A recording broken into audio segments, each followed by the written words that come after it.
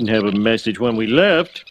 Oh, very odd. And so I wake in the morning and I step outside and I take a deep breath and get real high and I trip to the top of my lungs. What's going on?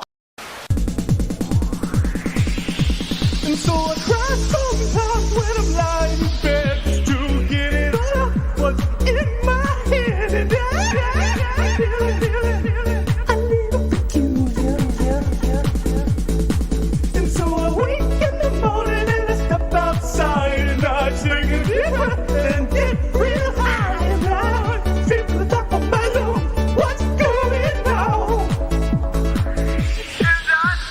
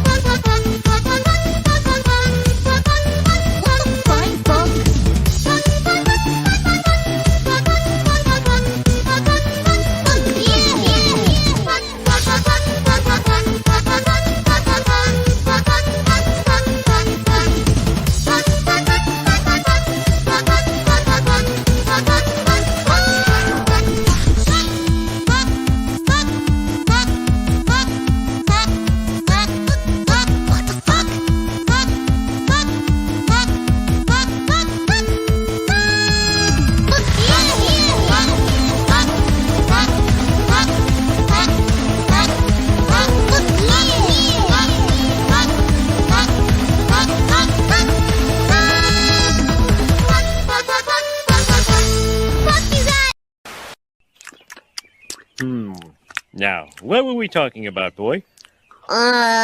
We were talking about the time you beat jury duty. Oh, yeah. The trick is to say you're prejudiced against all races. Oh, holy shit! No, I forgot to take the static off. Wait, hold on. I was gonna do this. Wait, this is the welcome. Hello, welcome everybody to the very first. Oh god, that's tough. The very first Pre-Jack-Ulation stream show. We do have a name, but I didn't call this stream by the name because we haven't confirmed it, and I didn't have time to make a logo. And you know me. I mean, look at the fucking thumbnail. Look at the wallpaper. I'm Mr. Always wants to over prepare and spurg out over the presentation factor. Always thinking about the visuals and set dressing, never about the content.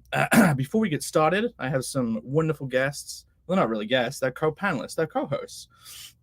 They're wonderful friends. But before I do that, I'm going to welcome the people who were here early. Welcome General Piggy. Caleb was here. Welcome Tech Zombie. Welcome Hyper Wizard. Good to have you always. Welcome Remus. Michael Deitch has been dropping some links. Thank you very much. As always, Alex VRB was here. Hi, Alex. Hi. Matt Downey 420. Nintendo Ginger. Dear Man. And even Love the Beard is here. On who else do we have? Moroni. By the way, Moroni upgraded, giving you a wrench. You may notice you have a wrench now, Moroni, so you can also post links. You can battle it out with Michael Deitcher for who can do the most linkage.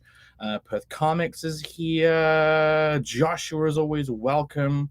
Is that it? We've got some new people in here too. Anyway, without further ado, let me bring in my wonderful co-hosts. Let's bring in Noel. Hello, what's up? Let's bring in Phil. Howdy. That's saving the best to last, I guess. What's up? Hi. Hey, Rini. We're proving that CG is a hat group tonight, except for Narwhal, who's like an eyewear kind of guy. Yeah, where's your hat, Narwhal? My mom said it. I visited my mom. She said it smelled musky, so she wanted me to wash it, and then she never gave it back to me. Were you wearing nothing but a hat in the river whenever you would bathe? You'd be out there completely naked except for the hat. Well, I kind of use it as a nightcap because I like to have warm ears when I sleep. So I do wear it all the time, and then I guess it was getting a little musky. Oh yeah, your beanie that you always wear. I guess I didn't usually consider. Wait, I haven't got glasses either. Wait, I do have glasses. Okay, right back. Talk about what the show is and how bullshit it's gonna be. Like a cyberpunk witch. Those glasses are pretty big. Yeah, they're awesome. I got them just to wear on shows, and then I realized I can't see shit with them on, and it really annoyed me because it's already dark as shit in my house, and now I'm like blind. But I will suffer. The bottom is lighter, so if you go like this, you can see me. Hello, everybody. The rest of the show like this. Like a bifocal. Look at my nostrils. That's Benjamin Franklin invented the bifocal. Really? Oh, that's among his many good things. And Horrors Banged is one of those things. Mm-hmm. Yeah. Wow. Alex BRB in the chat says, Phil stole that from me. Stole what? Alex, I would never steal from you. I call this futuristic geisha. Or I didn't call it that. Chris Matt came up with that in chat. Thanks. I mean, this isn't geisha, though. This is like a witch hat. I'm a cyber witch. How's geisha spelled, though? How many Y's are in it? A lot of them. GEYYYYYYYSHA. You ever see that clip for that like on the moon game? Whenever you would type and it would turn it to like MS Sam voice, and you could just go, "Hey, wait." No, I have those glasses, Jake. I drew you with these glasses on in the art, Phil. No, you didn't. It's these. That's inspired by these. They're not going to stay in my head though. But yeah. The Jordy glasses. I'll put them on them. If I got some tape, I could probably like tape them to my normal glasses. Guys, we have a poll in the chat. There's a poll. Please vote in the poll. Vote for me. Thank you. Vote right and vote off. Got a classic popularity contest in the chat. I'm thinking of what do you think of doing the popularity contest vote in the chat before the stream starts? And if you're not here, you miss it. And like we could totally end it now and declare the winner early. Or do you want to keep it running for the whole show? You keep it running. Okay. Yeah, it's also a good counter on how many people, like the most amount of people at one time have been here, you know? This is a totally healthy way to start out a group show, is to promote competition within the show and make us all hate each other. Let's go! I like it. I mean, we have access to who's currently winning, and guess what? Guess who's in the leads? Who would have thought? Believe it or not, Rini, it wasn't always you in the. Noel actually had the lead at one point earlier on in the vote. Oh, I didn't think it would be me. I thought it would be Phil. I'll regain it. I think that's. I'm very humble. I'm very humble. It's a balaclava. You guys know what? A balaclava? Do you use it? You store your balls in there? It looks like one of those medieval knight. You just need it doesn't have a chain. No, well, you like a fucking terrorist. Oh, you do. It's a lot of armor. No, Wallach. Anyway, yeah. I mean, okay, guys, welcome. What even is this show? What are we doing? So making a glasses fall off your face. Narwhal. I have something to share before we get started. I found this is a little carryover from a previous stream. I was trying to find Jody on Twitter. It's my favorite Twitter account, and I think she got banned. I think it's a girl. It could be a guy faking it. But yeah, so this account, it makes me laugh. So all the tweets are ridiculous. So the first tweet, I need surgery. It doesn't matter what kind. Anyone? I think that's funny. Not now, babe. I'm actively dying. I need 17 new girlfriends on my desk by the end of the day tomorrow. It's time to accept that the voices are right. It's cool how you never learned even a single healthy coping skill. No one has ever survived moderate neck pain, and neither will I. This is Narwhal's alternate Twitter, by the way. I think this is related to writing because I think this is a look into psychology, which can help. I guess which points out that apparently this is a writing show / the craft show. We didn't know what to call it. What do you guys think of the name that we thought of? Because Rini's been trying to push this whole Inklings thing, which is already taken. No. Yeah, I think the other idea, right? Because But I don't want to be too similar to that because that's like ripping off what Tolkien and Lewis had. I was just mentioning that I liked it. That was the Inklings is such a brilliant name, but I am not that brilliant, and I don't want anything too similar. Well, Jake is that brilliant because he came up with a similar but very good name. Similar but It's too different. similar. Similar. Also, here's the thing: no one's ever heard of it. What? And no one knows who J.R. Tolkien Yeah, is. no one knows Oh who my J.R. God. Tolkien is. Okay. Hey, people know about the Inklings, okay? Okay, Why yeah, would review you it? Nerdling- was saying that J.R.R. Tolkien had like a writing group that he called the Inklings. So we've been trying to think of a name for this group for this show for a while. My first suggestion, let me try and bring it up. Oh God, I've got it. Well, why I've don't got we? it open. People in the poll already have suggestions. The nerd. If you like I my like Unabomber nerd. outfit, vote for me in the poll. You look more like the Unabomber. Look at that. If I'm you like the composing- Unabomber, vote for Narwhal, guys. Blow up the universe. He wrote- Yeah. The Unabomber was a good writer, right? He wrote a manifesto. I got some. What? Yeah, he did You're all his working on writing in a yours little right shed now. too, where he's like making bombs right next to him. I think Yeah, he that's got what work Narwhal's for him. actually writing his manifesto. So this is. We should talk about our origin story. Narwhal came to me and said, "Hey Phil, I'm going to be on a show. I'm going to have Irene on my show, and we're going to talk about writing. You should come on." And then when I got there, Jake was there, Yeah. and that's how we all met. And then we're like, Yeah. we'll do this some other time. And then And we then- got drunk like last week or something, and that was fun. So then we're like, we really should do this. And so then we did it. That Yeah, last we've week was basically been talking about doing this show for like 3 months, and finally we're doing it. So good job. yeah, because I felt like such a spurg trying to force it into being this week. But like my initial idea for the name was if I pulled it up, hold on, wait a minute. Yeah. Was Fun Time Super Show. And that was like a test for the logo. And everyone thought that was whack. You made a whole logo for nothing. So sorry. Yeah, it was the. Yeah, I'd say it's bad, and you should feel bad, Jake. Okay, so the logo is very nice. I'm not being sarcastic, but I think the problem with calling it, I mean, it's just too generic. I want something that ties into what we're talking about, like writing and art and comics, you know? I agree. Yeah. True. So like it was very generic. And so in the bin it goes. But ever since Rini mentioned that the Inklings exist, I don't really care. It was to get the ball rolling. But like, what do you guys think? Should we go with the name that we thought of, or should we like, spend time Well, thinking? Irene hates it. Let the I chat. proposed some other names that nobody has mentioned. When? What was When? your other name? In the chat, I said, okay, I don't know why you only remember Inklings, but because that is it's such cool. a good name. But I proposed, what I said verbatim was, I would like a name like the Inklings, and I've been thinking about this for the writing group I want, either the Pencilings or the Pendragons.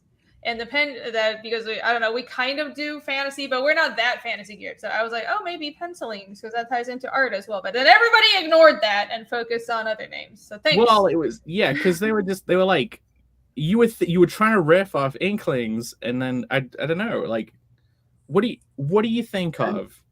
What do you think of Thinklings? The thing- or I like- Pencilings. Well, pencilings is too many Pencilings? syllables. No, it isn't. Is that hard for you to Pencil. pronounce? Is that a big word? I'm sorry. I still kind of like putting tard at the end of it. Like the Yeah, just Right, call us Narwhal out. made a contribution. Narwhal wanted the word tard in there somewhere. I don't think it's you get banned if for just a saying reading tard. group called the Read Tods. No, I agree with that. I feel we should go with something more fun and just And then like, maybe throw in tardy. comic in there for the algorithm, or workshop, or craft thing, or Yeah, like Right. the Comic initial- tards. What about the paper cut? the paper. We're not that mean. That makes The us ink sound like block? so serious. The ink block. The ink tards. The Ink Tods. Tard thing. Oh God. I like it. I'm latched onto this now. The tard stream, like we're late. I like this one, the Weaklings. Ah, I like that. But spelled Me We and Phil should- couldn't be on that one. but spelled with 2 E's because it's weekly. I don't know. But I'm guessing we should probably like take suggestions throughout the show and maybe see how we feel. Maybe not lock it down straight away, but you know, maybe we could get Todd in there. If anyone can think of some like ink / all I had in my head initially was like the craft, and it was like UFO themed, Right. and it was really lame in my head. And I was like, never mention that, Jake. It'll be terrible. You know, one random kind. This is kind of a psychology thing too. But back in the day, way early CG, I had a show called The Writers' Room, and everyone wanted to get into it just because it was called The Writers' Room, and because that's like kind of everyone has associations with that term. Which that term might have been kind of ruined nowadays, though, because when you think of Writers' Room, you think of written by committee kind of bull crap or whatever. But yeah, just throw a bunch of buzzwords on a whiteboard. yeah. People like ink tarts. Yeah, it's simple. It's elegant. Right. It is. It's very elegant. I'm not saying we need to settle on it now, but I'm writing these ideas down. So we Okay. can decide later. You need to write down 3 men and an Asian lady. Oh shit, this is a good one. This is That's a good one. The Inky Dinks. That's good. That sounds like a Dinky band. I like that. I like that. It sounds like a Scots Irish. My homie. A little bit cutesy, but whatever.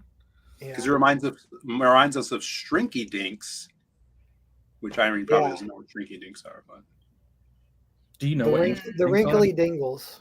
Do you know what? I only vaguely know what Shrinky Dinks are. Because, like, we They're didn't have them over here either, and they're an American thing. And, like, I don't really know too many American things. Are they, like, you draw on clear plastic, and then you put the clear plastic in the oven, and then it shrinks, and then it's like when you draw a comic page and you use a photocopier to shrink it down, it looks cooler? Like, is that what a Shrinky Dink is? I don't know. I thought you could use, like, a hair dryer to warm it up, and it would shrink. No, so you don't have to put it in the oven. Oh yeah, Yeah. I made some keychains with those before. Yeah. It was fun. I go, People like they're really Shrinky cool. Dinks. Inky Dinks. I think the intro has already been taken. Oh my god, here we go. The Hack Show. Ooh. You know, there were some abbreviations earlier. If we were to use my actual name, which is Jake, lo and behold, if people didn't know that, we could go Jake, Narwhal, Irene, and then Phil, and call ourselves J-Nip, short for Japanese nipple. Okay, that's way too much Japanese nipple. thinking. Yeah, we could name our show after Japanese nipple. It's like JAV. I know we have like Jav Styler, who's named after Japanese adult video, by the Well, way. Like Your name clever was Japanese so, video. wait, if you do PHIN, that spells fin. Like a So we're like Japanese fish that would be nipple. themed around Narwhal's arm in the artwork. It would Like, be fin, like it's the final. You know, fin in yeah. French is end. so it all And ends. this is the end all be all show. It's the final show, but it also doesn't work because it's not with an F. This is all y'all's names are consonants, so this Finn. isn't helping. Fin works. Come on. Yeah, no. When I wrote down the letters and tried to make something out of them, like this is just a fucking lost cause. I tried. I was like, we should do something that's, you know, the closest I could come to was like Nip, NJIP. Like, okay. Yeah. Nip. That sounds like a David Lynch backwards talking demon. Yep, Nip. yeah. Nip. Nip. Welcome, What was Matt, that? Matt, he says stop buying its Jap nipples. Hail Irene. I was so bad. It's either Jap nipples, Inky Dinks, 3 men and an Asian lady, or ink tards. And somebody said creative block, which I think is pretty funny. Maybe yeah. maybe the whole theme of the show should be it never has a name, and people always think of names in the chat. Maximum interaction, all the engagement. No. It's the unnamed show. It's like the stream with no name, Western style theme. The creative block is kind of cool, like the creative block. Yeah, I like that. I like Block that. is Yeah, it's a what they line little up. more serious than calling us tards. but- Wait, someone's done ink Yeah, and the creative ink block and cards. think, but I'm thinking ink and think. But What does Ink and- fink mean? Fink? Well, you know, like Professor Fink. Professor Fink makes you laugh and okay. makes you think.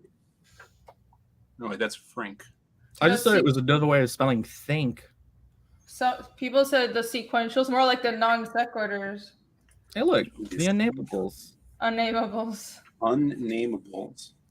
Well, there you go. I mean, we could talk about it. Yeah, the art tools. There we go. How about the art tools? Have a moon coming in with a and Hail John Malin coming in with the blockheads. I think that's a good suggestion. You should probably write that one down. It's a I pretty apt. will. No, the blockheads. I'm leaning towards creative block now. Charles Schultz thing. Yeah, creative block. First time- That's episode 1 over with. Thanks all for hanging out. That was the naming episode. Enjoy the day. Thank you. That's it. I mean, no, we had a subject. We agreed on something. Shocking. We did. It was pretty hard to nail down what was gonna fucking happen today. But you're in charge, Jake. You're in charge. Yeah. Okay. Well, We're today's- talking about talking. We're too meta right now. yeah. So these streams are supposed to be like writing and craft based and just like thinking about the art form. And the general theme that we kind of thought up today was, what did I put? I put art, comics, storyboards.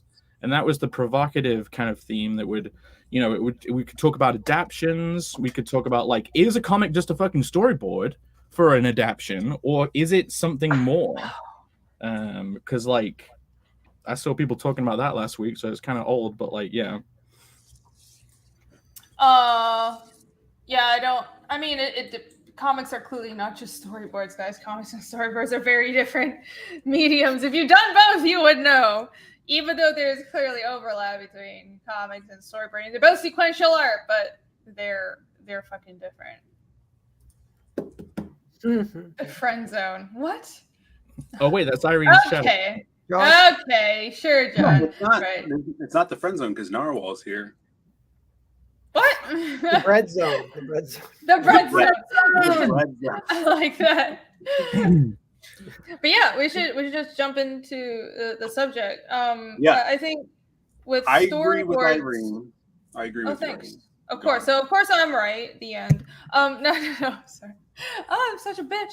I think with storyboards, so storyboarding for film and animation are different. So there are different types of storyboards, and for animation, generally you would do tighter storyboards because usually people would animate over to storyboard, so you wouldn't just do keyframes. But with film, you can do action to action storyboards almost, because you're working with real actors and people aren't going to be drawing off of your storyboards. And you can sometimes go more polished for film storyboards. With animation storyboards, you're doing so many drawings, you want to keep them loose. There's a lot of edits. That's just how it is. But so just because the manipulation of time between the panels is different between film storyboards, TV storyboards, or animation storyboards, and then comics, that by nature makes it so storyboards clearly aren't just comics, clearly aren't just storyboards. I have actually seen, I mentioned this before, the first time I saw Spirited Away, I consumed Spirited Away, wasn't even in the theaters. I picked up a manga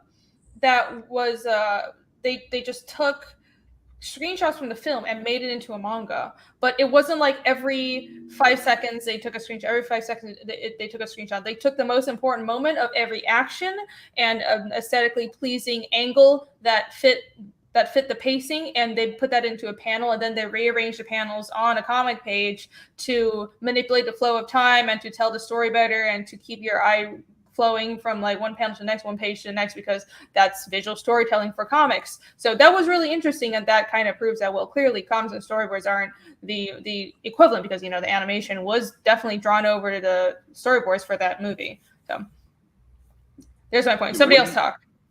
What do Yeah, you think, Jake? Miyazaki storyboards all his own movies completely himself, and he did a comic before he did movies, or he kind of went back and forth. But he did, what was it called, Nausicaa, as a giant, awesome graphic novel before it was a movie, and that wasn't like storyboarded, then turned into a movie. And I wonder if there are the comic, then storyboards, then the movie, or if he just used the comic for storyboards. Probably not. I would think that would be evidence. But Irene, when you in that adaptation of Spirited Away, like when you did they expand on it? Because that's the difference for me is like, okay, so imagine this is the part of the difference between like comics and like film medium for me. You have to get the viewer to keep turning the page, and like a comparison that I thought is like, imagine you're watching a film And the viewer who's watching the film actually has to keep physically turning a crank in order to keep the film going. Kind of like how they originally did when they looked like for that peephole porn stuff in like Victorian times. Penny They'd be arcade. like, I don't know if you had those in America or not. Like they were like Nickelodeons, didn't they call them or Yeah. something? Were they called Nickelodeons? Yeah. Like penny arcade stuff where you drop a coin in the box and then you'd be able to And you're reel. viewing like Yeah. someone stripping on like a thing. Well, it wasn't always porn, Jake. Sorry. It could be anything, right? It could be absolutely anything. But like, you know, imagine you can imagine how when you're making a comic, the kind of like how much you have to keep the viewer and the reader engaged to keep them turning the page. Like, imagine if how films would change. Like, if you had to put physical effort into actually making the film keep going with like a winding thing, and like if it would, like, you know, when you're making a comic and you're thinking, I have to put something punchy happening, like you have to make use of every page turn, otherwise you're going to lose people, right? But imagine if you had to do the same thing with film. Like if people would get fatigued through a whole action scene, or whether like you would just get one entire film that is a constant action scene that made someone have to keep winding. But Right. The pacing in comics matters more than storyboards, because storyboards is more of a meta behind the scenes thing that is not ingested by your paying audience. So it's very much more technical, and it's for a professional to look at, to create. It's more of an instruction tool, actually, rather than something that you need to keep pace and time with and entertain. And I think the page turn is a very good point in that. Well, I think we touched on this in our last discussion, but the fact that reading comics actually takes effort. Like, you can't just sort of sit back on your couch half awake and put on a comic on the TV and just like watch it. Like, you have to, like what Jake was saying, the page turns matter. I'm not tapping out. I have work to do, guys. I'm on a deadline. Like with you have to actually keep the reader interested. So with, for example, speaking scenes, if it's just two characters speaking to each other, and this was you learn this if you switch between comics and doing storyboards or film, it's very obvious. In film, you don't have to, like, there are similar rules, but those are just like the basic visual storytelling rules, like the 180 rule, and like when a shot is like, a close-up shot or a full body shot, those terms are similar between comics and film. Those are just universal storytelling terms and rules. But for comics, there are specific rules, like the those like 28 panels that always work for if you're trying to vary your camera shot. Well, you have two people talking. You don't want your whole scene to just be talking heads. You have to think about creative ways to frame the scene while not breaking 180. So you can film two people talking through a window frame, or an upshot or downshot, or use a shadow, like an over the shoulder shot where the character in foreground is in shadow, or like creative things like that, or like POV from one person's eyes to the next. And you have to keep your storytelling more dynamic in comics, because you're trying to keep your reader on their toes and make them want to read. And you also have to draw their eye towards the next panel. And you'll just learn sort of instinctive tricks to do this. For example, generally having your action go from left to right, and the motion from every page goes from top left to bottom right. And that's just a rule in comics. And if you like go read comics that you find like the best comics, they always do this. And page turns are important as well. You want to end an action right before the page turns, so the reader is just subconsciously incentivized to look at the next panel, flip to the next page. And in film, you don't have to put in that effort. So for film, if it's the talking scene, then you can just cut from one person to the next, one person to the next. And because the movement of time does not take effort in film, the medium already does it for you, but comics are different. Yeah. Do you think every single panel in a comic should transform what has happened, or do you think it is fine to have panels that basically just keep the beach ball in the air? Do you know what I mean? You know that game when you like blow balloons, you have to keep them up in the air for long enough, like. Right. Because people say, like, when you're coming into a scene, you should think the something has to transform before you leave the scene, otherwise there was no point in the scene. And like, you know, you could do that in scenes in comics, but do you think you should even try and do that within each panel in a comic? Like it should transform things, or Well, what? No, I don't Usually, think- every panel equals a sentence kind of thing. Like if I look at the script, the panel will kind of be communicating some point that I wanted to get through at some point, hopefully. Well, you see in comics all the time, there's like stat panels where it's the same panel twice in a row, right? Mhm. And that's also a way of keeping pacing and timing. Like panel usage and management is so important. Everything you do is in a comic book, especially if you're, I would imagine, have a monthly book that's going to be 22, 24 panels, or sorry, pages. You need to make every panel count with your pacing. So I think that like it all comes down to what you need in that situation. This reminds me the slightest of segues, but have you guys heard of or seen A Fox in Space? It's kind of a famous animation on YouTube. No. And they just released episode 2. It took the guy 4 years to do. It's 40 minutes long. And so I think part 1 is like 10 minutes. So there's 50 minutes so far. But it's cool. It's like pretty full animation. And each scene, I think it's because like a scene takes him almost like a year to do. So I noticed that the scenes, he does a fade to black between the scenes. And then the scenes are extra vignette where they work as short stories on their own. Kind of because I think that's like where the form is following the storytelling, like because he has to entertain himself working on it for a year, so he has to know that it's going to be a good just on its own. Just the scene is fun, and that kind of what they call that fractal. Like if the story has an arc and then the scene has an arc, and can even like a shot or a panel have an arc, that would be a way where you could have extra motivation kind of as you're drawing it. If you're in the grind, that keeps me going. Sometimes I'll be like, ooh, this panel is going to be sweet. People are going to like this one. And then I'll kind of Here, Jake, pull this up. This is what Irene was talking about earlier with her, this is the Wally Wood's 22 panels that always work. She kind of looking at things differently, not drawing the same scene over and over again. There you go. I always forget his name. I keep on saying like Alan Wood or something. I'm an idiot. But yeah, these are examples of shots you can take for to make talking scenes interesting.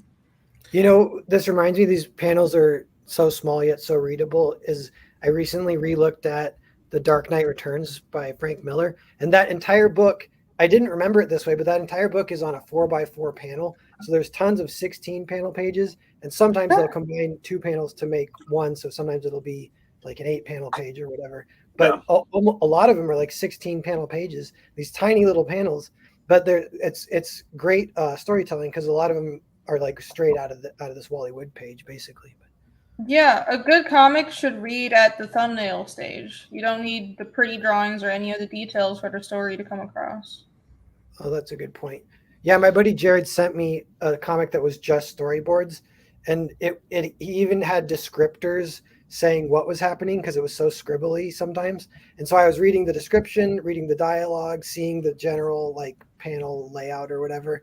And that alone was like entertaining. And I read the whole book and I was like, man, that book was great. Now all you got to do is draw it.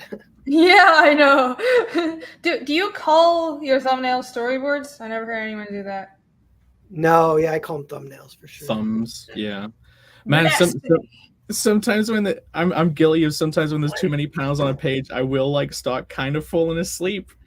Like I remember when I first read Watchmen, and like pretty much every page is 9 panels, and like I got through it because it was engaging at the beginning. But if I was to go back and read like Watchmen now, especially after read Watchmen, I think I would fall asleep at how long I was staying on a page. Like almost being able to flick through like action scenes in some like I feel like I'm rejuvenated by turning the page. Do you know what I mean? Do you have like Sure. Go on. No. Yeah, I totally get what you're saying there. But the thing is, like, you see guys like you're saying Frank Miller doing these like 16 panels on a page, or you have Watchmen, which is 9-panel grids constantly. Like that seems like an experiment for those creators. Frank Miller's done books where it's not that at all.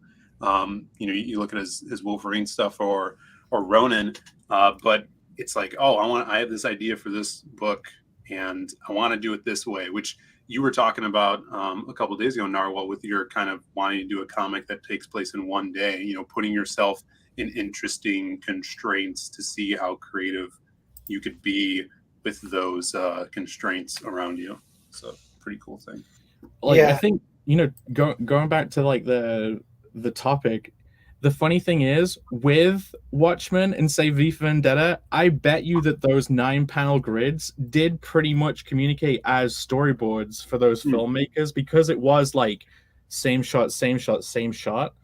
And like, I don't think they deviated that much in the adaptation, but like there was some pretty big deviations like with the story, like the ending of Watchmen. And it made me wanted to ask you guys, if you would, if an adaptation was coming out, like the Mario movie's coming out, like, and how much of a deviation from the source material, because we complain about this a lot, right? Like they ruin the source material a lot. They change the characters, they change how the story goes. But when I was younger, I was always thinking, if I was to make a comic and get it adapted to like a TV show, I would actually enjoy changing it. So like you take the characters from like a really gritty action film, but then when you do like a TV show, you kind of like adapt that into like, I don't know, like a romantic comedy or something, to seeing as you're like putting effort into transferring it to a new medium. Like you can almost go the whole hog and like really have fun with it. But like, do you think that could be a good idea, or do you think things should always stay faithful for the source material? Like, is it a wasted opportunity to not change things up, or is it a wasted opportunity not to honor the original? It depends. If you're doing it, then maybe that's a little bit more okay, but people still might not like that. But if someone else is doing it, then they really should honor the original. Well, I think if you look at something like Watchmen or Sin City and how faithful those were, and probably like you said, Jake, they're using the comics like storyboards because you already have the beats, and you have this Alan Moore and Dave Gibbons did such a great job at beating out these pages. And Zack Snyder took that and ran with it. But also looking at stuff like anime, they have the storyboards with the manga. The manga always comes out first with these really popular series, and that's probably why they're so successful with the fan audience of the manga, because they have those beats that the original creators implemented. Jake, So can if you you share got- my screen really fast too? Yeah, go for it. So this is, if you do a 9-panel page, every page looks like this. It looks like a tall vertical rectangle. And I actually love these panels, and I use them whenever, like my most used panel, because there's always room for bubbles at the top and then a cool, like whatever you want down here. Sure. And that gives it kind of like good rhythm almost. Like they kind of help storytelling with, like I learned that from Calvin and Hobbes reading those panels, and I was like, I want to put that in my comics where they have room at the top. Yeah, I think comics definitely doesn't have to have super dynamic panels, and I think like beginner comic artists kind of fall into the trap of, well, the more angles and breaking the figures I have breaking the panels, the cooler my comic is. Well, not necessarily, because the point of a comic is clarity. So you can do a comic on a grid, but comics has the ability to be more than that. But to what Jake was saying about faithful adaptations, I think what's important is for the A plot, definitely you should be as faithful as possible, and especially with comics, because you already have a visual reference of all the shots that the original creator wanted. If it's a close-up shot here, and if this fight scene was filmed a certain way, well, you should try to emulate that in the movies. But what I also have realized is in comics and novels tend to have a lot more leeway for B plots and C plots. Like you can get a little distracted and like go off on a tangent. Like manga have like they have essentially the manga have filler episodes, and sometimes the anime will adapt those, but sometimes they won't. If it's a whole side story that it's fun to read, but it just doesn't fit into like the more rigid 12 or 26 episode or however many that one season structure of the anime, and they'll cut that, but the main story is incredibly faithful. And for example, the Peter Jackson films for Lord of the Rings cut the Tom Bombadil arc entirely, and while it's fun to read in the books, it has nothing to do with the main plot, and I'm totally fine with that being cut, because I think that would have dragged down the movie and just been like the most boring thing. We want to get back to the ring and Frodo going to Mordor and shit. So I think there's a little leeway, but the main plot should be true. Well, here's an example of the source material being very different from the film, but both being successful. I'm a big fan of the comic book The Mask, and that was a huge movie when it came out in the 90s. Very different, same base premise and characters, but if you read the comic, it's hyper gory, very, very violent, over the top, wacky. But they toned it back for a family audience, and it was like one of the highest grossing films of that year. It shot Jim Carrey's career into the stratosphere, and to the point where it branched out cartoons and toys from a comic book IP that was very different than the source material. So I mean, another example, like The Mask, didn't they do like a kids cartoon adaptation? Yeah. Like that whole generation, there was like The Mask cartoon, there was like an Ace Ventura cartoon, and that's not really a kid's film, but there was like an Ace Ventura kids cartoon. Another thing is Ninja Turtles, the original source material, different than the cartoon, toned down for kids, but both are beloved by good examples. Both those. That makes me think that is a good fun thing to do. Both those are making it for kids too. I wonder if you could do it the other way, make it for adults or something. I've just always kind of thought like there is a possibility of having some fun with an IP by adapting it to a different audience, but the good way. That isn't just like let's race swap everyone and like ruin all the characters, but like Ace Ventura cartoon. Like there was even a Jumanji cartoon. Do you know what I mean? Like, and they went completely crazy with that. They explored like a whole other, like they went into the world of Jumanji and spent time in there, right? Like instead of Jumanji coming out, the Jumanji cartoon was probably. Yeah. Has there ever been like an anime version of that, Rini, where like the anime has actually covered a different story than the manga did, or something new? Yeah, I was actually going to bring up the Ghost in the Shell TV show. So I think it's best in general to stay as close to the source material as possible. But the Ghost in the Shell manga and the Kenji Kamiyama, but actually all the adaptations, all the animated adaptations of the Ghost in the Shell, not to mention the movie, the live action movie didn't exist. That never happened. The new 3D one is terrible. Do you see the new one? No. Let's go back. Let's go. Stop. Yes, look. Yes. So yeah. Oh, somebody brought up Full Metal Alchemist. Well, Full Metal Alchemist is different because the creator was still involved in that, or the manga creator was still involved in that, and they diverted because the manga wasn't complete yet, and she gave them leeway. She told them, okay, you can go this different plot line, and then we'll do another version later on that follows the manga after manga is done. But for the Ghost in the Shell TV shows, especially with the Mamoru Oshii, the first movie that everybody knows Ghost in the Shell from, but like it was a manga before that, okay? And the Kenji Kamiyama TV show, which is my favorite, which is like the 2003, 2006 TV show, is very different than the manga, but it's brilliant. And I think it worked because clearly Kamiyama kept the soul of the manga. Like the messages and the world building was all accurate to the manga. And even the characters' personalities are different. Like Kusanagi in the manga is like spunky. She talks back to Aramaki and like she's kind of more of a, spunky bitch. but her abilities and the general role she played in the story when she got serious was the same, and the themes it explored were the same. It was the man-machine interface. Do we have a soul? What happens when people become cyborgs? What happens to society when people can upload their consciousness onto the web, and when we have this sort of like we can possibly we basically become computer brains, which is like kind of happening now. It's weird, but because that was still true, they stayed true to that, and clearly the people writing the anime respected the source material. It worked. So I think it can happen, but you should be very careful when diverging that much. And when you're watching anime too, you can tell, this is kind of back to what you were saying earlier, but you can tell when it's filler episodes, and people will skip those, like even in Dragon Ball Z or whatever.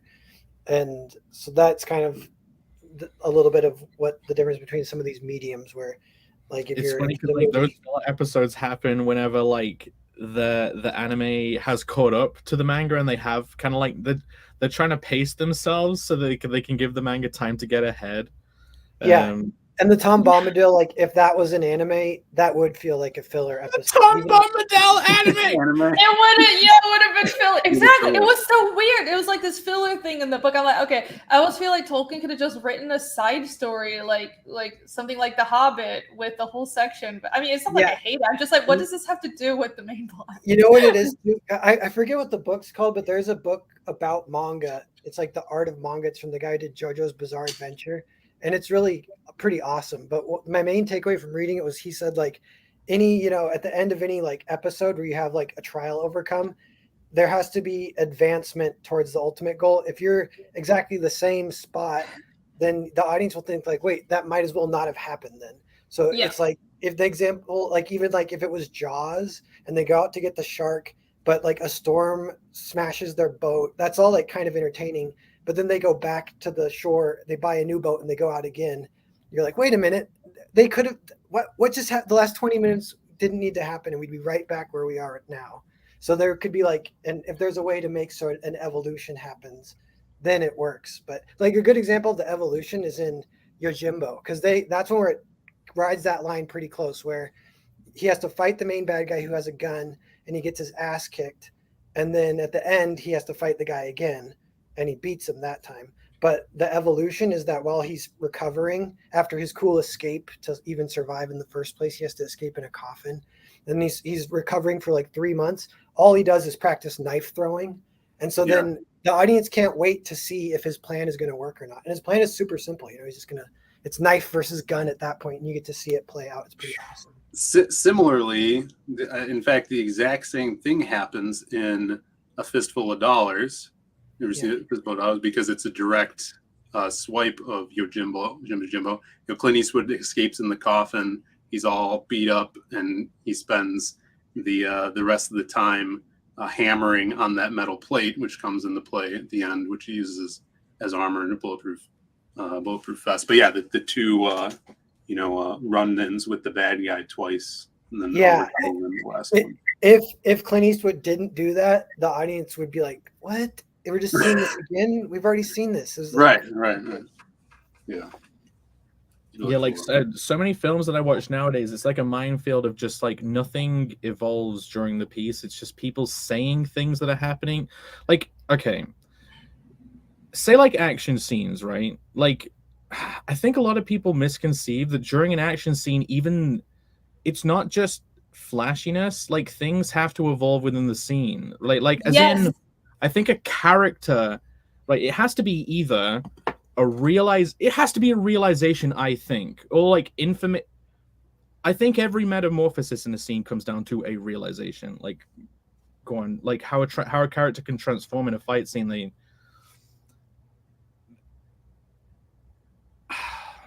It's Jake had a stroke. We'll be right back. No, it's fine. Well, That's a good point though, because, and I know what you mean, because there's a lot of fight scenes that I see this happen in comics. Like, the art is amazing and the fights are cool and the moves are cool, but what happens here? Okay, because what a fight scene should be in a comic is it's the conflicts between the characters. And the story is about a character conflict, right? Whether it's internal conflict or conflict with self, conflict with society, conflict with God, conflict with nature. Those are the main types of conflict that a story should focus on, and you can have multiple types of it all integrated within. But what fight scenes is that main conflict that's spilled out into a physical confrontation.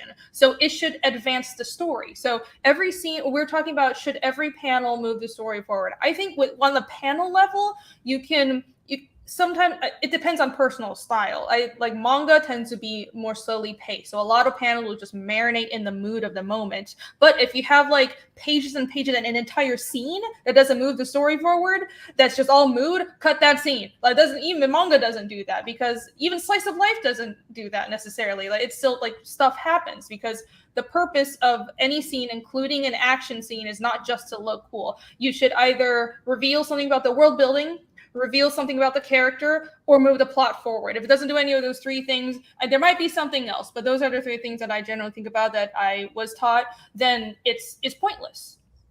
Yeah. If you're talking about action too, there's one way I've thought about it is 2 steps forward, 1 step back.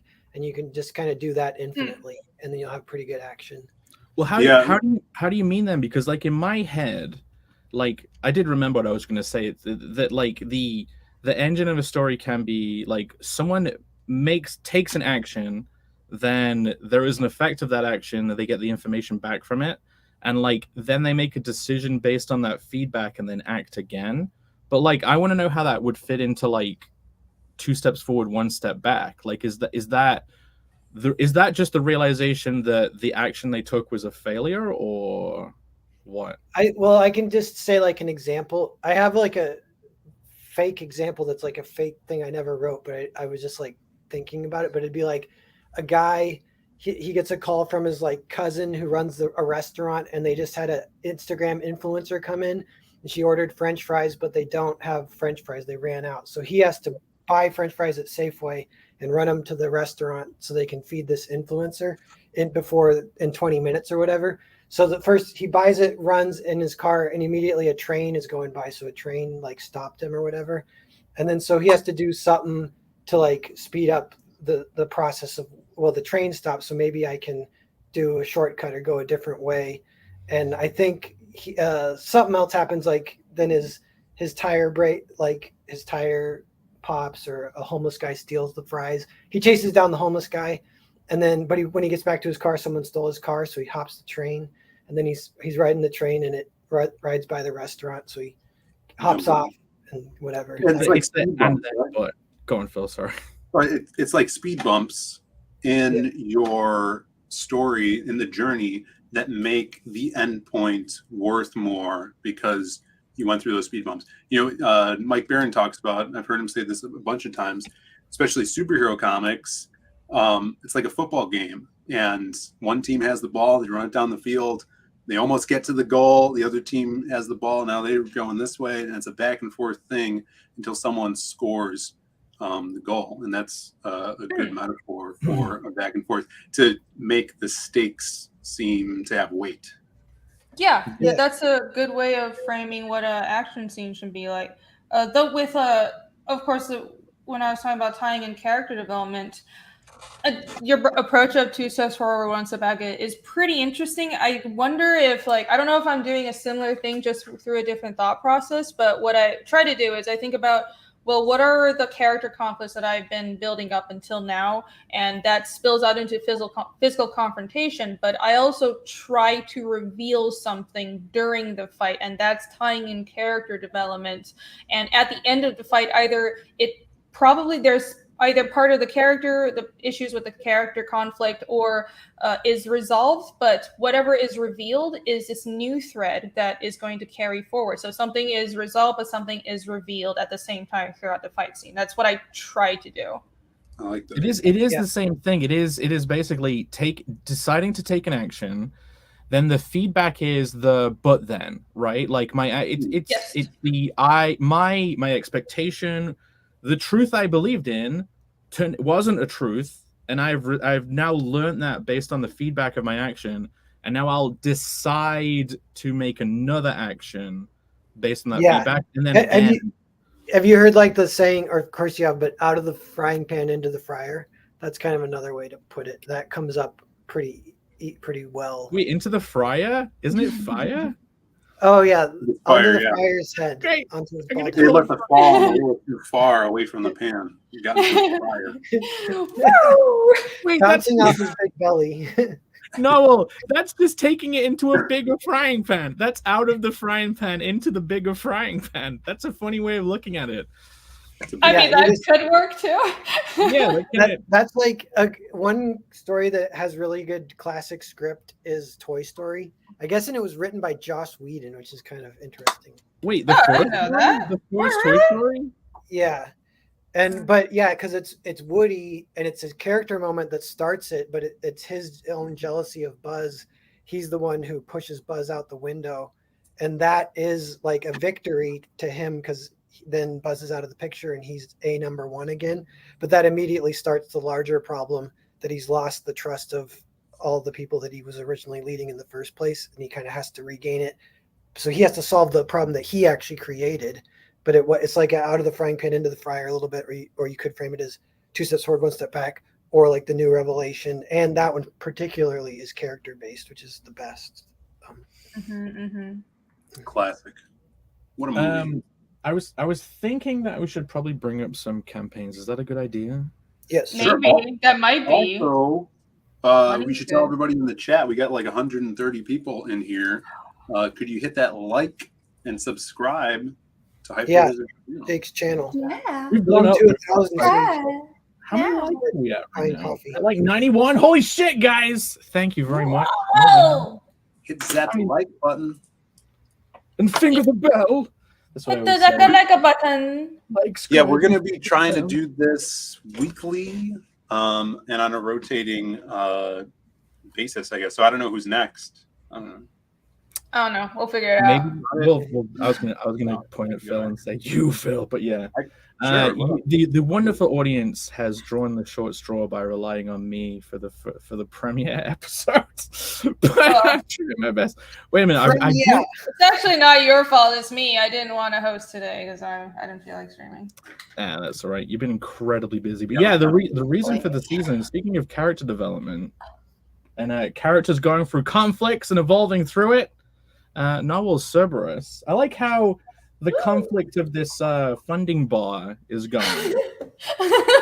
Yeah. You're battling against you've almost won the fight, but like this end of the bar is like fighting back against you. We're right at the beginning of Act 3. And we're gonna You just have just a tip. You only have the tip left, and you'll be done. That's the tip. I've read this twice, and I said to Noel, what did I say? I said someone will try and option this to stop you doing anything with it. I also said like it's the least gay animal book I've ever read. But yeah, you should tell people about it. Don't option Yeah, it. Go it's on. it's the dog versus dog, the battle of the senses, detective story. He's trying to solve the murder of his master's killer. He knows it was a dog that did it. Seattle, Washington, and it kind of parallels the human investigation. There's a lot of interfacing with the human world in kind of fun and creative ways with the animals, like taking advantage of it and utilizing it as they're kind of navigating it and trying to solve this murder. And it expands it kind of into the human world, even of like, because dogs often have a human accomplice, you know, so that's kind of where it goes. You haven't talked about this being noir in vibe. I noticed people complaining about GBP, wondering what that is. That's the Great British Pound, motherfuckers. I live in merry old England. But like, this, I've never heard you talk about it like feeling like a noir murder mystery, even down to the colors. They feel very noirish, like everything's always happening at night. Yeah. I originally wrote it with that voice. Like Lee was meant to talk like Humphrey Bogart, and Sam was meant to talk like Lauren Bacall. And so that's kind of the starting point. And then from there, it's kind of its own thing on top of it. But that's one that people don't always notice too much. A lot of people mention it's like an 80s Don Bluth kind of vibe, which I agree with that too. But yeah. Okay. Oh shit! The little thing hasn't come up where I can. Usually you can. Oh shit! It is working. Look. Well, what little thing? the What are you tab, talking about? Oh, the mouse that he lost your clicks to tabs? navigate his computer. okay. mouse. It's okay. Everything is The fine. mouse and everything. Oh my god! I Oh fucking my shattered god! it. What going on? what did you Is take it- before the stream? happening Remind here? us again. What did I what? Nothing. What are you smoking? I He's asked a you what wizard. you smoked before the stream. He's a wizard that just popped into the present, and everything is amazing to him. My God, what is Whoa. this screen? No. Because what I'm saying is, usually when you share stuff and you present it, I think I clicked like share like window instead of Chrome tab. It's like Chrome tab. Yeah, they recently changed it so it shares Chrome tab before anything else. So you have to actually share screen. Yeah, so so I was like sharing the whole I knew what you meant. window what you meant. so I could go through it. But I've now gimped it. Phil Diaz, The Lost Pages 3. Yes. 12 days left, people. 12 days left. The Lost Pages 3. This is trending to be our highest campaign yet. Amazing. So our next stretch goal is if we hit 30K, everybody gets a bookmark, and one of the sides is drawn by the amazing Doug Mankey, which you can see in the updates section. And in fact, tomorrow I'm putting up a interview that I did with Doug on my channel, so everybody check that out. It's really cool. We talk about The Mask. We talk about the Mask movie because he did the original Mask series. And some Green Lantern stuff we talk about. So definitely check that out. But Lost Pages 3, guys, it's going to be so much fun. This one focuses on Crimstone, who's a badass babe, Jasmine Stone, and her imaginary friend from childhood, Crim. In this point in time, they're basically crime fighters in the city, and there's children going missing. So they're investigating these kidnapped, missing children, and Jasmine gets herself kidnapped and drugged. They're doing experiments on her. When she gets drugged, she can't see Crim anymore, who's her best friend since childhood. And with that, she loses her super strength and her powers. He's back in her head alone, and he has to fight all these inner demons, these monsters again, to try to break out of her mind and come back into the real world and save the city. So check that out. It's going to be cool. We got a lot of books. If you haven't read anything like the first appearance of these characters, you can get the collected tome, which is 212 pages of all the previous content for only $20. So it's a great jumping on point, and everything in between. We got an ash can as well that's going to be kick-ass. So let's get to 30. Do you want to show people some of those black and white pages, Phil? Because that whole it's like a black and white Mangers edition. That's right, yeah. So, yeah, that's such a cool idea. Manga pages too. Not a lot of people. This is our manga style character Drift Legend, art done by Kyung Lee. But yeah, you could see some of the colored pages in grayscale, and it's still popping. Did you do much tweaking to adapt it to the black and white edition, or did you straight up just? No, I just Photoshop grayscale, and it still pops. Like, look at this. It's my favorite page on there. Damn. Yeah, that's awesome. So freaking sick. Is that Dan Dahl? Or? No, this is Matt Dalton, who did our Crimstone stuff for the previous book for Lost Pages 2. Oh man, that's But nice. Dan Dahl, actually, his pages are right here. Look at this. Some Dan Dahl. Who did the cover of the current? Wow, that's so good. That's Yeah, awesome. Look at that shirt. That's is that's amazing. adapted so well to black and white without even needing to try. Look at Well, that shirt. character Yes. is That's how you know the colors did a banging job. 'Cause Yeah, wow. like the values are all just spot on. Kick-ass values. So, and then this cover is by Alan Alonso with the Howl Comics. It's like, One cool thing that Phil has been doing to keep the campaign alive. Can you still see him? on this little sidebar thing. They all disappeared when. Yeah, all the way at the down or the bottom, you should be able to There see we them. go. He keeps adding these like sketch cards from different artists that you have to be there within the first fucking minute to buy it. I tried to get one. I got like the last of 5. I got the 5th out of 5. So I get like the dregs of. I got one of the Peter Orchard cards. So like I'm gonna be happy whatever I get. But yeah, like, are there any more sketch cards coming up, Bill? Yeah, so here's a sneak peek. I don't know if we're going to be adding these Monday, but they'll definitely be, in the next few weeks. But Shelby Robertson, look at these bad boys. Look at that. Holy crap-a-moly. Oh, that's so nice. Some awesome ones. And he printed his own sketch cards, so he has like his cool like logo and signature on the back, and they're numbered. Why is Wastoid's mouth full of Christmas ornaments? They're eyeballs. Okay. That's a really cool design for a villain. It looks like a Christmas tree with ornaments on it. I love Wastoid's design. It's so freaky. It has like mouth eyes. Ah! Mouth eyes, yeah. So cool. He's going to be awesome. Lots of action with him, and it'll be good. So when are they going up? We may put them up this Monday, but we have a bunch of other ones like too to put up. So. Okay. You'll know. We'll send out an email and all that. I'll be there. I'll try and snack some. Anyway, that's enough of Phil. Rini.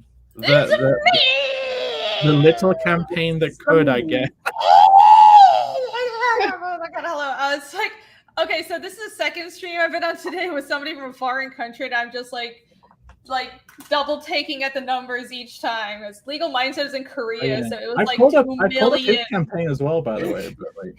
Oh yeah. He has a campaign too. So everybody go check that out. But Fiendish, this is my book, guys. If you didn't know, Fiendish Chapter 2 Origins, the second book in my fantasy mystery series. The story is about Casimir, this guy with the sword. That's the cover. It's also the poster behind me. That's the main cover. But you're going to change your currency settings. So. Yeah. I didn't know you could do that. You're probably all looking at the totals and being like, what have I done? It's a 164. Perfect. Oh my gosh. We're only $1,000 away from the next stretch goal. Holy shit. That like way shot up. Because it's gone up so much the past couple of weeks. I don't even know why, but thank you guys so much. But awesome. Yes, the story is about thank you.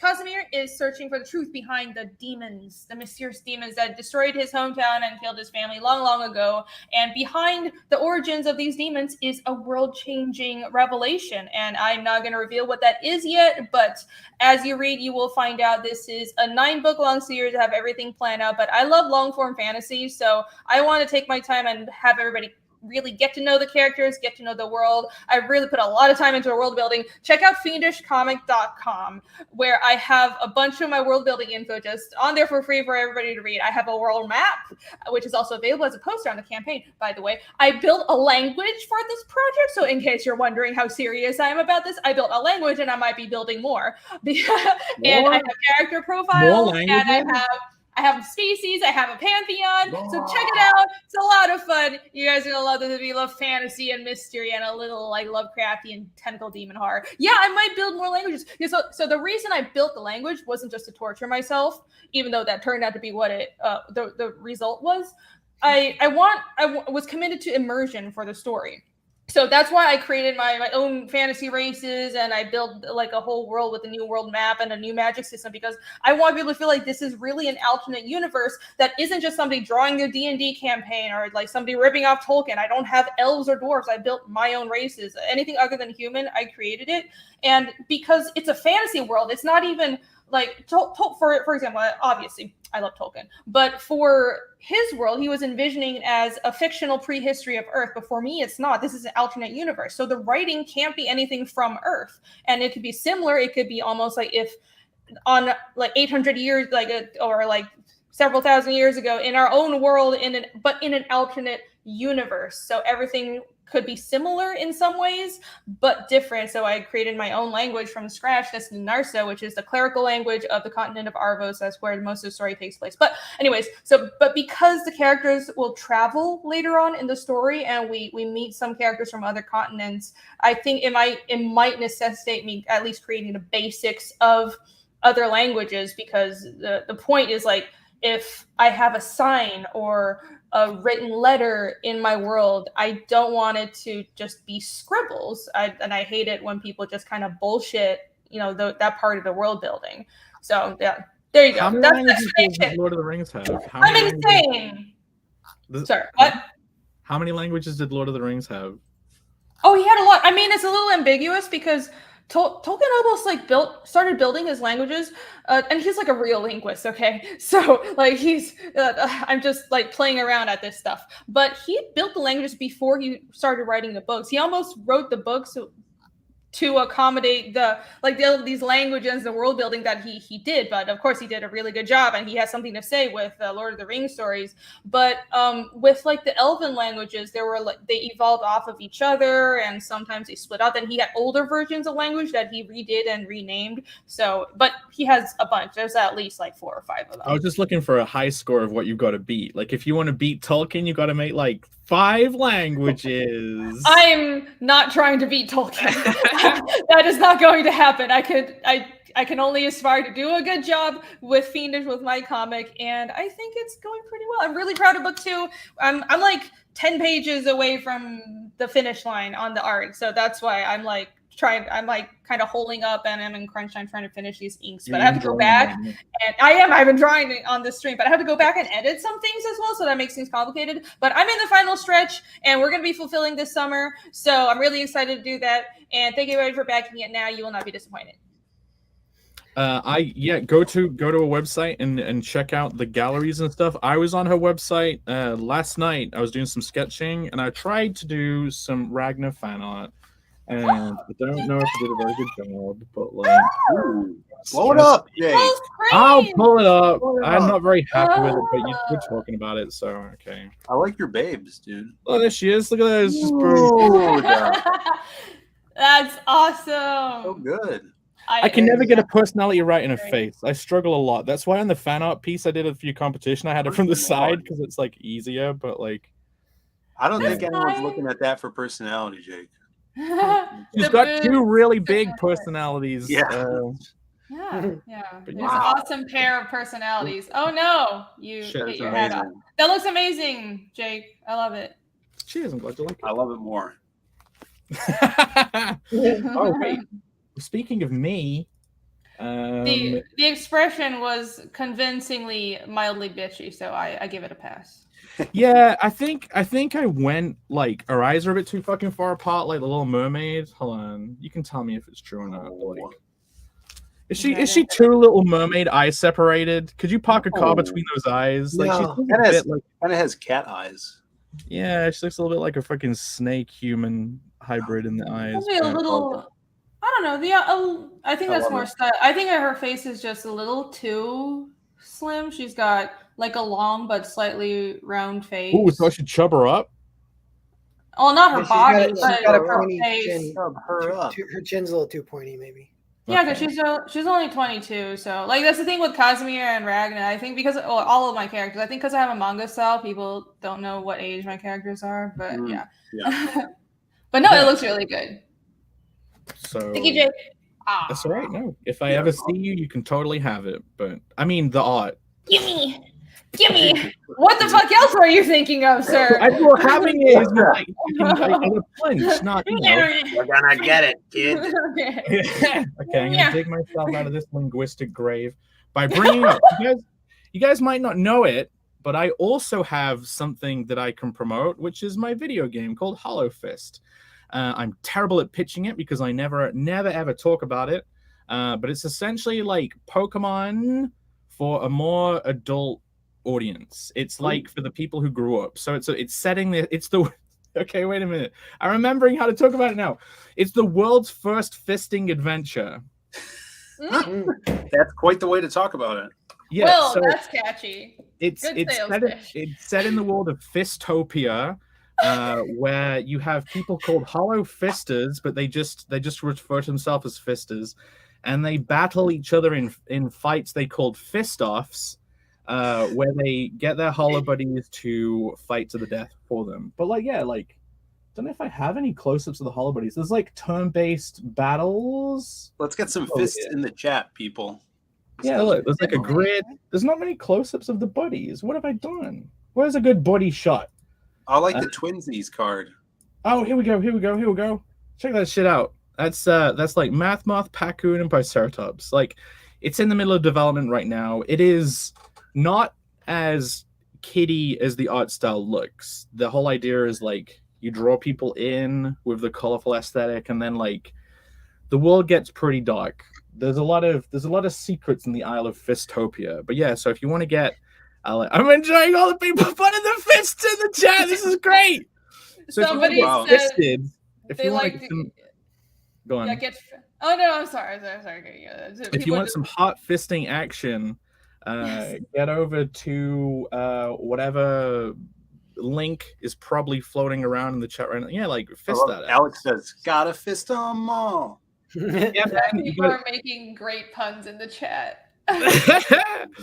But yeah, so Phil, you said you liked the twinsies card. There is in the battle system, instead of having one of the unique elements to this game. So in RPGs, and like I want to talk about what you guys think of like adapting things to RPGs, but you would have items and you have consumables like potions that heal you. And whenever I would play an RPG, I would never use them. I would never use like the full heal or like the super XP boost, because like you would always think there's a tougher battle that you're going to need them for. So you finish the game and you have all your super cool items left, and you're like, well, fuck, I could have used these on the final boss, because you never know when it's the final boss. So I replaced them with kind of like a usable card system. So like all of your items are kind of like cards, and you have a deck, and you draw them at the beginning of a battle, and you have to, if you use them, you get them back in the next fight. So it's like you don't have consumables. Sure. But yeah, that sounds fun. Yeah, We should talk are about addictive to me. Yeah, I would when talk you say about cards, it. I'm like, I want to get the rare ones. What are they?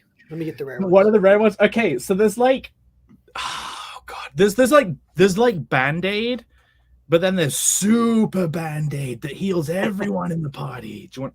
What have you got? Have you got a Pog that looks like a Pog? Yeah, I don't know. It's like a Donkey Kong coin. Diddy You Kong. got a Kong coin. Yeah, make there's real like cards. there's candy you can buy, and they only sell it at Michael's, which is like an art store for art stuff. And then they sell this weird candy. It's called like an egg, beater egg or whatever. I don't know. And you buy it. It's a chocolate egg, and they all come with these little coins. And I don't even like the candy, but I love the coins. They're so sweet. So Does that coin mean if you meet Diddy Kong in the real world, he has to buy you a drink? I don't know what this is one of my Horcruxes though. If you wanted to kill me at this point. Wait, is a Horcrux like just a lich's fucking item? Like I learned what a lich was, where it's like they just put part of their soul in an object so they can never die. Like their body might die and that part of their soul might go. It's kind of similar to voodoo magic too. Like, and they're all fun. It's like you kill this other thing and then the person dies. So you're hiding fragments of your soul in various challenge coins. Yeah, basically. My Columbo DVD box set is also another. Well, now that you reveal, you're not supposed to reveal what the item is. So everybody can like. Yeah, tell us what the Horcrux. No, start. You never know. That could have been. He could be telling us red herrings. He could already be manipulating us all. That's true. Or maybe I'm gonna he's have to get tired new of being Horcrux alive. now. Damn He's it. been immortal for so Totally. long. He's probably tired of living. Well, like, Yeah. You know. Novel, you were talking on another stream about thinking about making a video game. I have another Like, coin. if you ever here. meet whatever his Maybe name it's is, this one. Baby It's the one you Bowser. like to What is speak. Baby Bowser? Baby Bowser. I like him. He's cool. So, do you guys want to talk about that sometime? Adapting for games? Yeah, whether like right it's now. a- Well, so Yeah, yeah, like, the right now, we could totally do that right now. segue into it too, like the starting. No, but like, yeah, because The starting no, question too. It's like Rini, you've kind of talked about it, but it's like Gamergate and Comicsgate are different because anyone can make a comic and you can compete with the mainstream. Games, it's a little harder. Maybe it's still theoretically possible, but it's weird ways that it's possible. And that's one of the things we're curious about. Like, if it even was possible, how would you do it? What would we do? If there, and then like, you know, segues like if Fiendish was a game, would you be interested, or what would it be like? Or yeah, because like I got thoughts, but Rini, if you got stuff you want to say, if you're already hyped about jumping in and about talking about what you like about games and how to adapt, we can go to that. But like, I had a reaction to Narwhal's thing. I don't know if you could, because he was mentioning there is there isn't a CG for video games, right? Because video games are so expensive to produce. But then my response is, video games don't need a CG because Steam exists and Steam is fucking based. Like, yeah, like with Steam, that's where most of the game sales are, right? Like, you can get your game on Steam for $100 and it doesn't even matter. There are anime titty games on Steam. There are terrible fucking RPG Maker asset flips on Steam. Like, literally, if you really wanted to make a video game adaptation, you could potentially do it without having to spend too much money, but you're not making a huge elaborate game. Do you know what I mean? But yes, exactly. Having worked in gaming in both a large AAA-ish company, and I've worked in a lot of different kinds of games, also like startups. Okay, if you guys are working in gaming, you'll know like the number of startups or just small indie games that go nowhere. And it's like 99% of them go nowhere and the game never gets done. And in comics, there's a high chance at least you do like 1 or 2 issues. Like, there's a problem in comics of people doing 1 issue and then giving up on it because they think comics is easy. But I think with gaming, the issue isn't that it's not possible. I think it's absolutely possible for Gamergate to have something just like Comicsgate, because we're not just pushing back against the mainstream. We're actually creating a parallel industry to fight the mainstream, to compete. And that's what's awesome about comics and what we're doing here. But in games, that's totally possible. But I think just the fact that you need a team. Like in comics, you can have 1 person or 2 people, and that's all you need. It's the size of the team that you need. And if you can find the right team, or if you're smart and you, like what you just said, Jay, keep it simple, because people in gaming, people have this problem with just not being able to keep things simple. Speaking of projects that go nowhere, by the way, speaking of game projects that go nowhere and never come out. No, this is gonna go somewhere. Come on, don't be so self-defeated. But it's just people who like, they make their. I think there's like the first 3 indie projects that I was invited to work on were all like, let's build a whole world. Like, there's open world, and it's Skyrim, but it's Pokemon. I know, and it's like 5 people, and they're like, oh, they're so passionate, but it's like, your passion doesn't make the project happen. Your passion kills you. Your passion ends up fucking turning your brain to rot. Yeah, because you never have a product because you made the scope too big. Imagine if I was like, I'm gonna make 100-page or 100-volume book, and I wanted to color everything myself. I refused to have other people draw the side stories, and every book had to be 200 pages because that's how I envision it. Finish will never get done. So you need to kind of understand the scale. I think that's more the problem with games. I'm literally working on a game that has been in development for close to 30 years. Can I pull anything up about that, Phil, or not? Is there a public thing I can pull up? Like, I could search for it now. Just tell me what it is and I'll bring it up. Ghost Lord and the Quest for Dark Presence. So my boss was a huge Mortal Kombat fan, as everybody was back in 1992. And he wanted to attempt to make his own version of a video game like that. He was 20 and didn't know how to make games or anything. And he hired actors that he met at his local gym to film a fighting game. They filmed it once, and then like in 95, they had to refilm it because technology jumped because they took too long. And getting it finished is so the amount of it takes like 5 it takes like 5 years to make a game. Like, that's part of the reason for me coming. That is pretty much the reason for me coming to CG, by the way. It's like being like, games take forever and you need people. You can do a comic on your own and you can get it done in a year. Like, exactly. You're like the third person who said a Beckon, Infinitale Chronicles. There's so many people. But welcome. Come to us. So this is now we're very close to the end of the game being published and finished, and it's has this legacy behind it that a production team is making a documentary about the making of it with all the old footage and interviews with everybody that was involved, and they have a Kickstarter going on.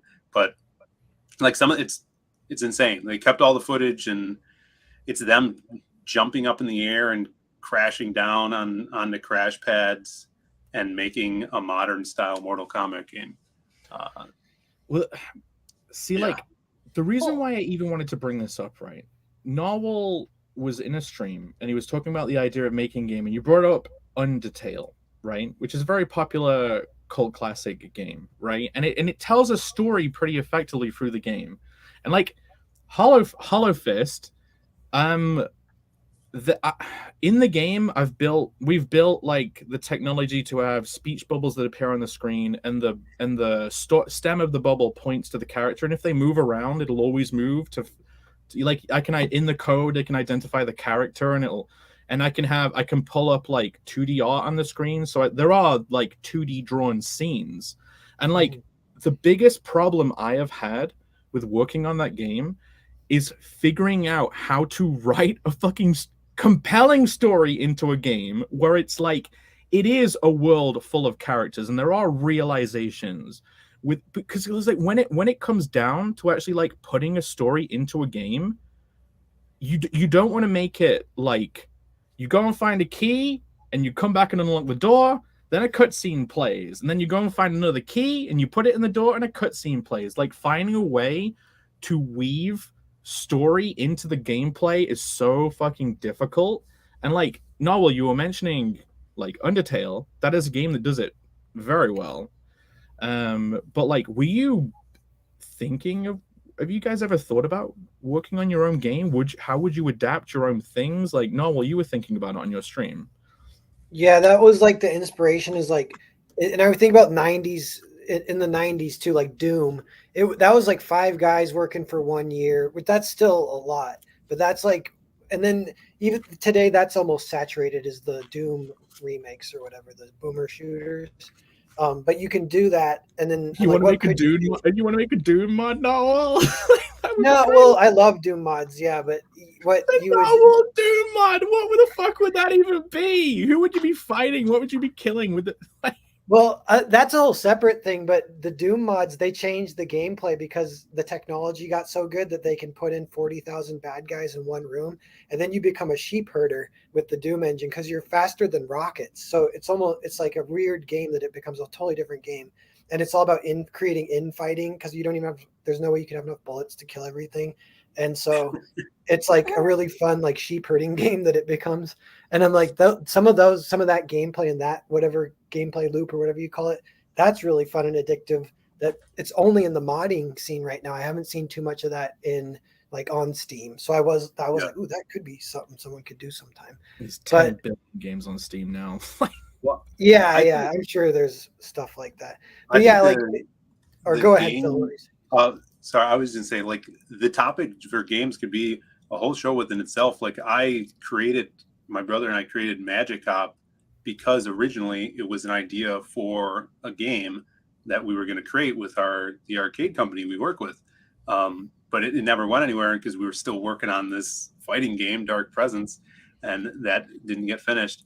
So we had all the information and story that we were going to put across through the arcade game, and I had built upon it so much that I'm like, we could make this into comics and go back to doing what we were doing years ago, with comics. It's so much easier to write a story for a comic. Like it really fucking in a game. Like if you pretty much have to make situations that exist that exhibit a scenario of a story. Like you can't really have characters that are talking and they have a whole conversation, they have revelations. Like a revelation has to be you're in a scenario and then you interact with the mechanic and it like reveals something about a character. Like it's so right. It's so hard. But like where in comics, every panel or everything that happens and in storytelling, like movies and stuff, should further the plot and should be important to the story.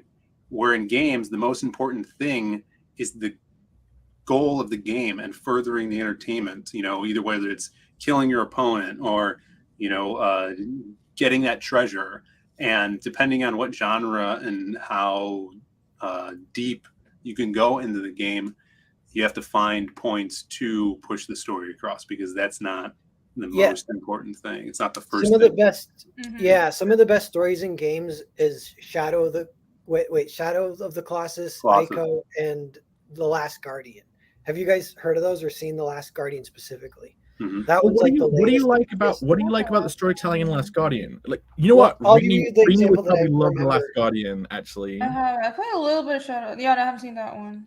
Yeah, it's so cool. But so yeah, you're kind of trying to escape with this giant bird dog thing, and you're just like figuring out how to work with the dog to get over obstacles and out. And about you're like a little boy with this giant animal, and you're moving through like a ruins of something, and you're kind of like calling to this creature to like move around, and you're using it as a way of navigating the space. yeah. Whilst So like, and so some things are happening like subconsciously is you are kind of bonding with the creature because you've just been like working with it the whole time. And they play on that later. So it's cool because like you're saying that it isn't a conversation or even a revelation. It's something that just happens naturally that they can cash in on later. Like if the creature starts to get hurt, you're like, oh fuck, I gotta help it or whatever. But the coolest thing is like a third of the way in, I'm pretty sure. It might even be halfway. So it's kind of a big point in the story, like a big revelation point is there's you enter a little space and then way far off in the distance you see another bird dog creature look down at you and then fly away, jump away. And as soon as I saw that, I was like, that's the best like twist or whatever I've ever seen almost in any story ever. But all it was, oh, guess what? There's not just one of them, there's two of them. And then immediately I was like, I must go meet my friend or the creature. Or whatever. I have to go get to it. And like it's so intense. Yeah. the revelations have to be subtle and like fundamental. Like, okay, one of the best writing in a video game I've ever seen. Like, have any of you ever played fucking any of the Bioshock games? No. Okay. No, have you not? Well, have you heard of Bioshock or not? Yeah, I'm just familiar with it. Is all. Cool. Bit, yeah. Well, so Bioshock is basically you're in a plane and it crashes in the middle of the ocean. You find a lighthouse in the middle of the ocean and you go down in this bathysphere and you realize that there's this entire underwater city in like a 1950s Art Deco style, like this huge glass city under the sea. And there's like they found some sea slug that they can use to give you like powers, and there's a whole like Atlas Shrugged kind of like pure capitalism versus like, you know, all that kind of thing in the world, the political thing. But as soon as you get into this world, you start you end up talking to this guy who's like this Irish guy who every time he talks to you, he says, would you kindly do something or whatever. Like he just says, would you kindly do this, really casually. And like this is one of the things that you can fucking do in video games, and that you have to tailor the story to the mechanics. So in video games, you get quests and you have to go do something. Like, okay, you have to go somewhere to continue the game. Like I have to go through that door. I have to find that key. I have to unlock that thing. I have to get the MacGuffin, right? The funny thing is, towards the end of the game, you learn that you're like a test tube baby, and that the phrase "would you kindly" has been programmed into your brain to force you to do whatever the person says whenever they say "would you kindly." So like you had these quest markers for your game the whole time that you have to abide by the laws of the game. But then that ties in with like the whole origin of your character of having that programmed into you, even up to the point where you finally meet the guy who built the city, who's technically your dad, and like he says, "Would you kindly like hit him with the fucking weapon?" Like he uses the phrase, you know, the revelation that this is programmed into you, and it's like been the whole basis of your quest markers. He's like saying, "Would you kindly like beat the shit out of him and kill him?" And like your character kills him, and can't help it. That's awesome. And it gives it's like a meta reason of why there's constraints in this game you're playing. You know, so that's Yep. Yep. Yeah, and that is really well done. It's like a whole. We could do a whole stream in the future if you wanted to on adapting stuff for games or any game ideas you've ever had, because like I want to hear. I wanted to do. This is about it. definitely Look, something. This is the Pre-Jack-Ulation show, and it hasn't come up. They haven't started yet, so like this is. We can keep going until they start, but go on, Rini. See, like when you're mentioning games, you're talking tabletop, right? Well, she's a nerd. You have to understand something. I'm a nerd. Really? I've Am never. okay. I don't know. I just make languages and draw comics. I'm not really a nerd. But well, I'm not that much of a video game person. I just peripherally know some. But I tend to like video games that are more like character development heavy. So, AKA, I'm one of those people that real gamers, hardcore gamers hate, because I like The Last of Us and God of War and the newer ones, because it's all about the character interactions, and it's fun if I get some cool gameplay, but I'm not all about like just beating things up. So I'm not a real like a video gamer, but I play a lot of Pathfinder and D&D. So tabletops are definitely my thing, and the only reason I haven't gotten into stuff like 40K is because I know it would take up my whole life, and I don't have the time to get into something that lore deep. But I am absolutely very slowly working on adapting Fiendish into a tabletop game, and essentially what I started out doing was I wanted it to be a Pathfinder skin. So because it's an original world with like an original magic system and like original pantheon, and in the Pathfinder system, everything, all of that is already set. Like they have their own gods, their own magic system.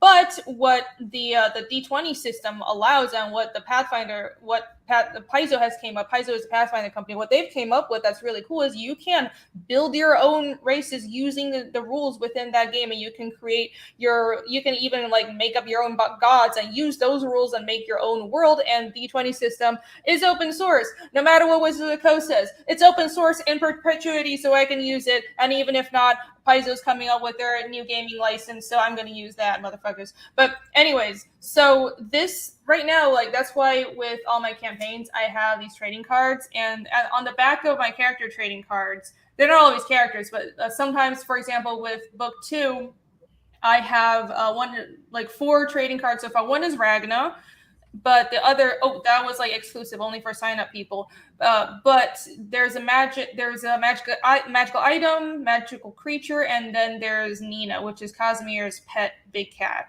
So, and they're all statted out, and these are mini character sheets that you can plug into Pathfinder or D&D. And if you know the game, then you'll know how to plug in these numbers and kind of adapt them and change things a little bit to play them in the games. But there are a few traits and stuff that I made up that's going to be only part of the Fiendish game. Like you can make up traits, but you can make up traits and abilities, but you have to make sure it balances out with the point by, just like you can build your own races, but the points have to match the power level of your story. So for example, the Ispoliad, which is the race that Ragna is, and the Dev, which is the race that Yomi is, I had to build them from scratch with help from my DM. So thank you very much, my awesome DM. But the point buys and their abilities are all balanced with like humans and the rest of the world, but those are built from scratch, and those details haven't been released yet. But essentially, you guys would be able to play in the world of Fiendish, and it's open world. And that's what I love about tabletop games. It's an open world game where you don't have to find programmers and make an entire world. You just make the rules, and I can incentivize people. I'm thinking of designing a module that is like a demon invasion, so it ties into the story of Fiendish, but you can make your own characters, and I can have all my characters as set NPCs that are already there, so you can interact with them if you want, but it's your choice how you want to interact with the world of Fiendish and explore it according to like this world lore book and rule book that I put out. So there you go. Everyone is funding Rini's dream to make our own fucking character cards, and even is that why you did the map? So you could use the map in your own game as well, like so you can move the characters around. Games. Cloth map that Reveal. I'm sorry for nerding out a little bit. I haven't talked about Pathfinder in a while, and I feel like I got like a lot of pent-up nerdery that I needed to get out. But no, the map was actually funny enough. The map was just because I needed to measure travel times to make the story believable, because the characters are traveling from location to location. So I started drawing out like a chicken scratch map, and then it just got more and more detailed, because I was like, oh well, they traveled to this town, what would the name of it be, what country would this town be a part of? So I have to like think about what's the geography of it. So I started drawing the surrounding towns, and I was like, oh, these towns would be a country, maybe there's a hill here, so this would be a mining town. Would you ever crowdfund the full RPG? Sorry? I might, yeah, I'm thinking of that, but it was, it's something I'm taking my time with because the comic comes first. But here's a cool kind of a teaser, I suppose. I am in talks with somebody to do figurines, so I want to start it with like 3D figurines, probably just like a display model first for Fiendish 3, and then I'll slowly roll out minis that you can play. I have one right here. This is one of my characters. Did you know that one? No. My DM made it. He's awesome. He gifted it to me. Yeah, it's a miniature drag. It's a drake. It's a drake with fairy wings. So, anyways, like you can play this in your actual tabletop games, and I want to make minis of my characters eventually, and then eventually I'll do a full game. Speaking of that, you made a map and world building. Me and Jake were talking about that Seinfeld actually has good world building, and part of the fun of it is that you could map it out. And I think mapping could help.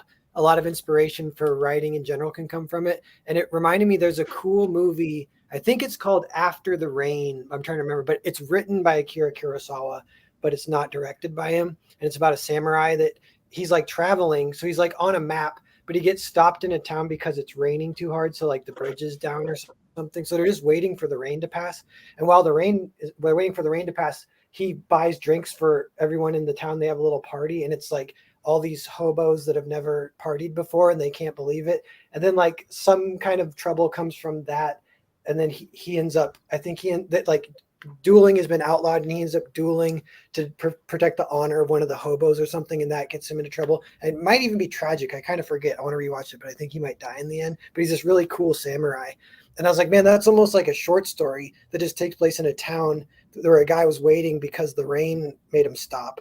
And it just feels really authentic within the world building. And it all starts with building a map, I think.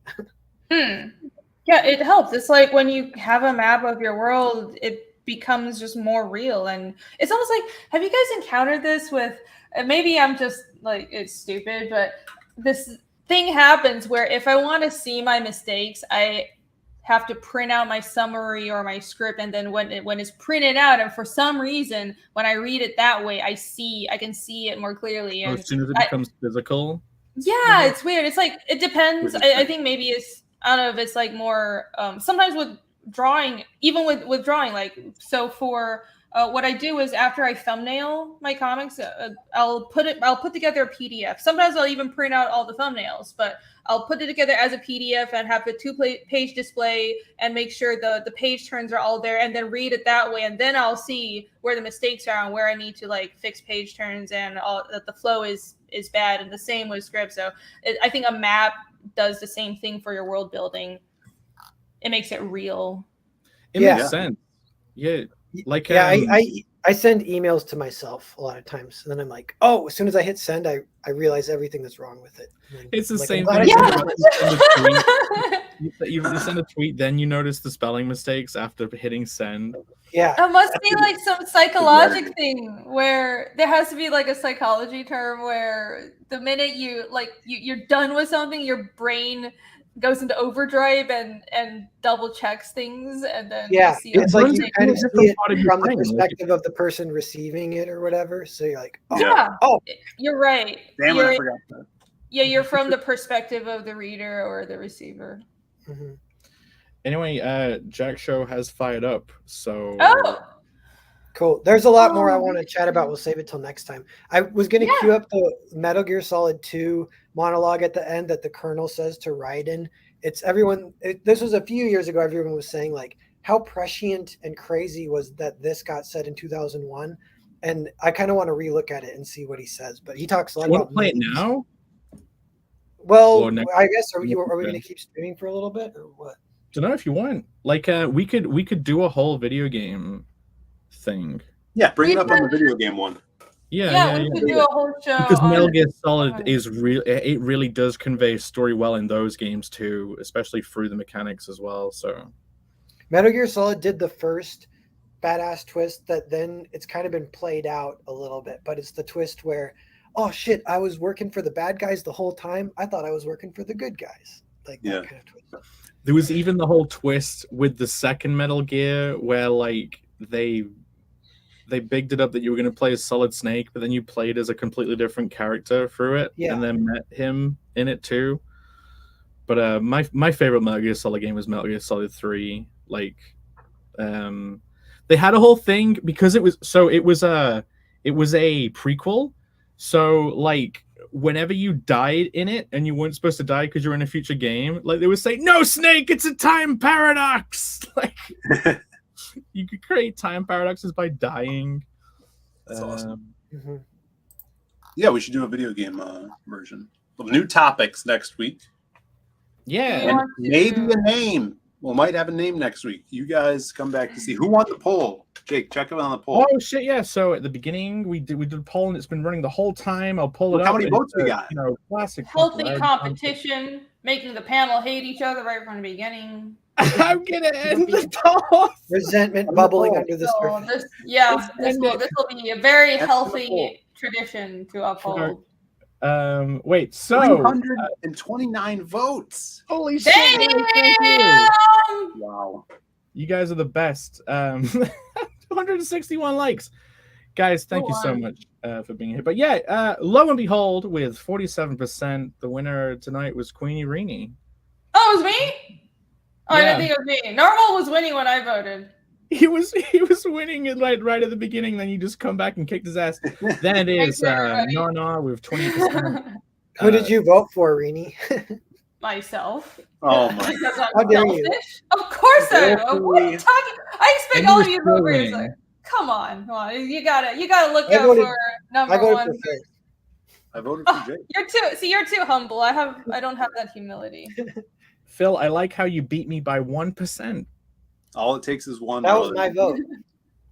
Thank Yeah, you. no, one vote swung it for you, Phil. Oh, we need to have a little more faith in each other. We need to like set up one person votes for the other one. I don't know, it doesn't Yeah, let's matter. rig it. Let's rig it, guys. Yeah, let's rig it. And every time let's rotate a winner. It's not gonna matter with only 4 fucking votes anyways. Next week it'll be definitely rigged. If it's on my channel, it'll be rigged. I'll bring it. Oh yeah. Who's gonna host? I mean, Phil's already said it's like Yeah, it's like Phil catching the bouquet of the bride at the wedding. Like we gotta throw it in the air and like force Phil to catch it. Got it. It's All right, I guess I'll do you. next week. Okay. Cool. Well, let's quit while we're ahead. Thank you all for watching. It has been absolutely amazing. I've very much enjoyed the stream. Thank you to my wonderful co-host for being here. And Make sure you're subbed to all of our channels. Yeah. So you won't miss an episode. because you don't know whose it'll be on next week, Right. so you gotta You subscribe never to all of them. know. Crazy. Sub to And, me. Go watch my video tomorrow before my stream. Sub Yeah, to his video me. that is like completely not dubbed in the slightest. Tell them. See you guys. Oh, I don't know what to play us out. Play the cool graphic again. The what? The waiting.